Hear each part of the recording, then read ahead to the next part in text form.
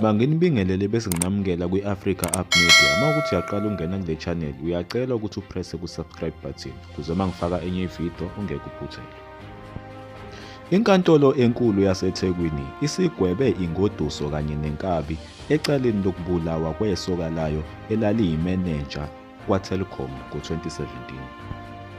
uDoreen Hlangu oneminyaka engu-43 owayeyingoduso kaMnumzane Jabulani Hlongwa owathunjwa ekubo eNanda, isidumbu sakhe satholakala emva kwezinsukwana edukile silahlwe eMlaza, kanye nomnqobi Mia oneminyaka engu-25 owathengwa ukuba asoconge uMnumzane uHlongwa.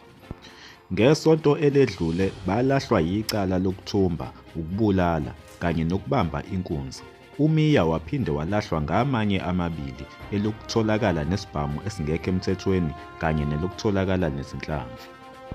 Inkantolo ibisibagweba udilika jele ecaleni lokubulala ngokuhlelekile, yaphinde yabagweba iminyaka engu-15 ecaleni lokubamba inkunzi kanye nemihlanu ecaleni lokuthumba. uMia iphinde yamgweba iminyaka engu-8 ecaleni lokutholakala nesibhamu esingekho emthethweni kanye neminyaka engu-4 ecaleni lokutholakala nezinhlamvu.